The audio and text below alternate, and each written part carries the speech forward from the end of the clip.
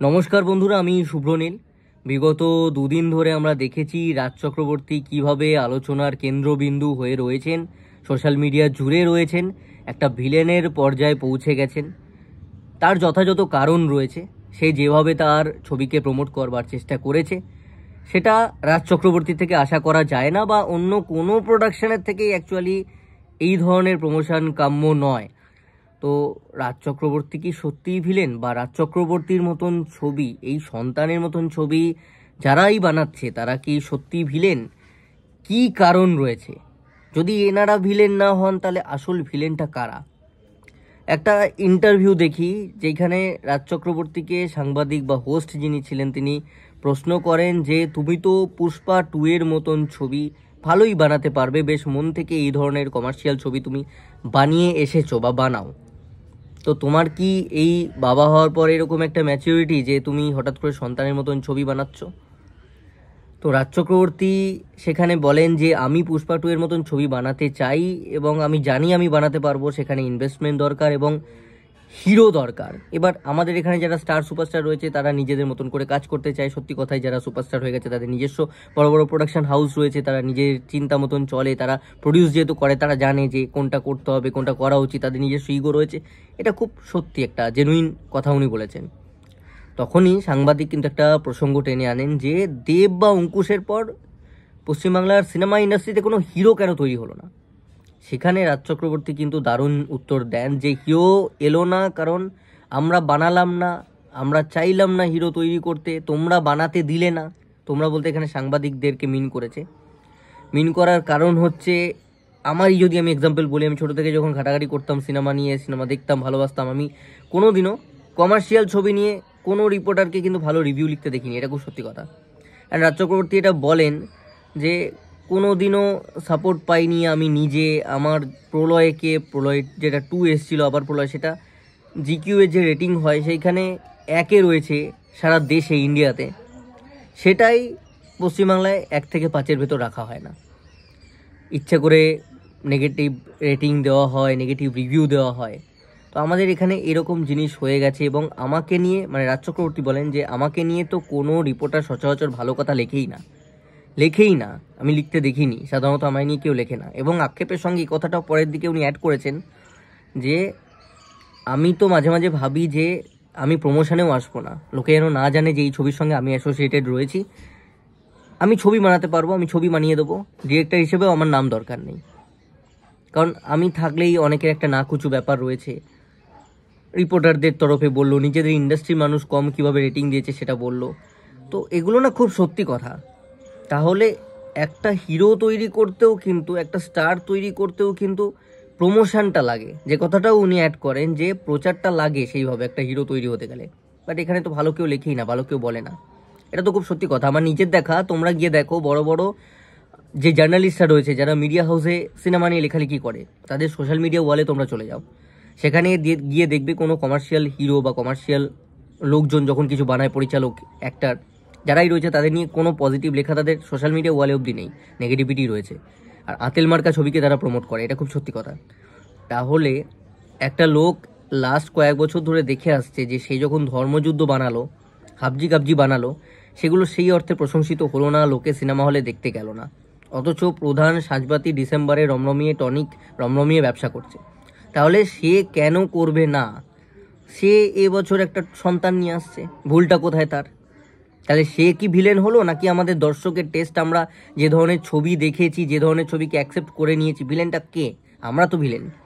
আমরা তো নেগেটিভ জিনিসপত্র, যেগুলো অ্যাটলিস্ট নেগেটিভ না হোক, ইন্ডাস্ট্রিতে কোনো গ্রোথ আনতে পারে না, সেই ধরনের জিনিসপত্র দেখি। কমার্শিয়াল ছবি দেখি, হিন্দি হলে দেখতে যাই, বাট সেই টাইপের জিনিস যখন বাংলায় হয় মানে আমরা কেউ দেখতে যাই না, এটা তো খুব সত্যি কথা।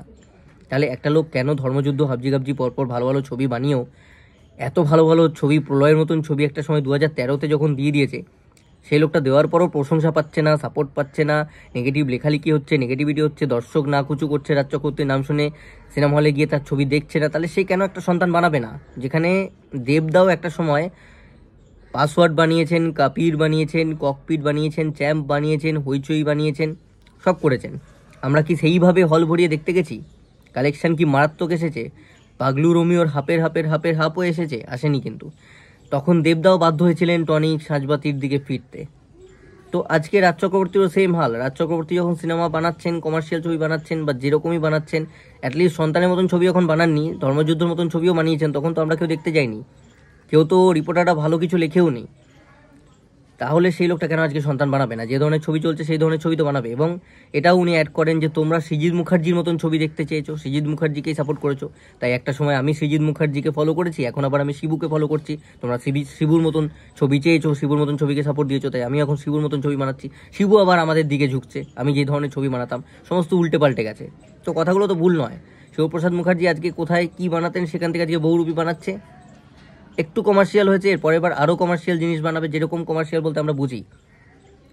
আর যারা কমার্শিয়াল বানাতো, এই দেবদা, রাজ চক্রবর্তী দা, এনারা আবার সন্তান প্রজাপতি বানাচ্ছেন। দেবদা খাদান বানিয়েছেন, আশা করব রাজদাও আবার সন্তান দিয়ে যদি কামব্যাক করতে পারে, এবং চান্স প্রচুর এই ধরনের ছবি যেভাবে আমরা অ্যাকসেপ্ট করছি সন্তানের মতন ছবি, তাতে করে রাজদা এরকম 10টা ছবি বানিয়ে দেবে, টাকা তুলে নেবে, নিজের প্রোডাকশন থেকেও বানাবে, তারপর হয়তো আবার কমার্শিয়ালি ফিরতে পারে। বাট রাজ চক্রবর্তীকে কিন্তু পুরোপুরি দোষ দেওয়া যায় না, ওনার বক্তব্যগুলো প্রতিটা দামি। আমরা সৃজিত মুখার্জি, কৌশিক গাঙ্গুলি হলে ভালো ভালো লেখালেখি দেখি পেপারে, ভালো ভালো কথা শুনি, সোশ্যাল মিডিয়া ওয়ালে জার্নালিস্ট, ভালো ভালো রেনাউন্ড লোকজনের ওয়ালে ভালো ভালো সৃজিত মুখার্জি, কৌশিক গাঙ্গুলি বা আজকে শিবপ্রসাদ মুখার্জিদের ব্যাপারে ভালো ভালো লেখা থাকে। রাজ চক্রবর্তী, দেব, জিতদের ব্যাপারে, পার্টিকুলারলি হিরোদের মধ্যে এই মুহূর্তে দাঁড়িয়ে জিত যে কমার্শিয়াল ছবিকে নামছে, তার ছবির ব্যাপারে কটা ভালো লেখা তোমরা দেখতে পাও জার্নালিস্ট বা নিউজ আর্টিকেলে, কটা তোমরা ভালো লেখা দেখতে পাও? তাহলে এখান থেকেই তো একটা ডিরেক্টর শিক্ষা নিয়ে নিচ্ছে যে জিৎ একা করছে, জিতের ছবি চলে না, দেখে না মানুষ, তাহলে আমি কেন বানাবো? আর রাজ চক্রবর্তীও সেই ধরনের ছবি বানিয়ে উঠেছিল। তাহলে রাজ চক্রবর্তীকে কি ডিরেক্ট দোষ দিতে পারি আমরা? সেই কি ভিলেন, নাকি আমাদের টেস্ট ভিলেন, আমরা বেঙ্গলি অডিয়েন্স ভিলেন, রিপোর্টাররা ভিলেন, এই সমস্ত জার্নালিস্টরা যারা ভুলভাল লেখে, আতেল ছবিকে প্রমোট করে, কমার্শিয়াল ছবি হলেই তারা না কুচু ব্যাপার দেখায়, বিরাট বোদ্ধা হয়ে ওঠে, তারা ভিলেন? ভিলেন কিন্তু এরা, এই আমরা। রাজ চক্রবর্তী ভিলেন নয়। দেব যে কমার্শিয়াল ছবি এত বছর করেনি, দেব ভিলেন নয়। আজকে দেব একটা খাদান করছে, কালকে রাজ চক্রবর্তী খাদানের মতো একটা ছবি বানাবে। এবং একটা কথা মাথায় রাখতে হবে, আজকে দেবদার প্রডিউসার হয়েছে। রাজ চক্রবর্তী 2008 সালে কিন্তু চ্যালেঞ্জের মতন ছবি বানিয়েছিলেন, তো উনি তখনই বানাতে জানতেন, উনি বানাতে জানেন না তা কিন্তু নয়। তো এগুলো মাথায় রাখতে হবে আক্রমণ করার আগে। আমরা প্রচুর আক্রমণ দুদিন ধরে করে নিয়েছি, বাট এগুলোও বোঝার আছে। এই ধরনের প্রমোশনাল স্ট্র্যাটেজিকে সাপোর্ট করি না, তো আগেও বলেছি ভিডিওতে, এখনও বলছি। বাট এগুলো নিয়েও ভাবতে হবে। আমাদের উচিত যেই কমার্শিয়াল ছবি করুক, সেটা অঙ্কুশ দা হোক বা আজকে বিক্রম দা হোক, যেই কমার্শিয়াল ছবি করবে, আমি দেবদার ফ্যানদেরকে রিকোয়েস্ট করবো, যারা প্রচুর বড়, মানে দেবদার ফ্যানরাই অর্ধেক বাংলা ইন্ডাস্ট্রি আর কি ফ্যান, আর কি মানে যারই ফ্যান ক্লাব থাকুক না কেন, তারা কোথাও না কোথাও দেব ফ্যান ক্লাব এক সময় আর কি। তো আমি নিজে ইনফ্যাক্ট দেবদার ফ্যান, তো আমাদেরকে দায়িত্ব নিতে হবে, যে কোনো কমার্শিয়াল ছবি যে কোনো হিরো যখন করবে আমরা দেখবো, তাহলে ইন্ডাস্ট্রির কাছে একটা মেসেজ যাবে যে কমার্শিয়াল ছবি চলছে, যেই করছে চলছে, তখন আবার রমরমিয়ে কমার্শিয়াল ছবি হবে। এই রাজ চক্রবর্তীও তখন একটা দাপিয়ে ফাটিয়ে একটা কমার্শিয়াল ছবি বানাবেন। তাই এখন ডিরেক্ট রাজ চক্রবর্তীকে একদম দোষ দেওয়া যায় না। ভিলেন হচ্ছে আমরা অডিয়েন্সরা, আমাদের টেস্ট, আমাদের শোবাজি, মাল্টিপ্লেক্সে গিয়ে দেখানো, দেবজিতের ছবি দেখেছি বলতে লজ্জা পাওয়া, কমার্শিয়াল স্টারদের ছবি দেখে বেরিয়ে ছবি পোস্ট করতে লজ্জা পাওয়া, এই মানসিকতা আমাদের, এইটা হচ্ছে আসল ভিলেন।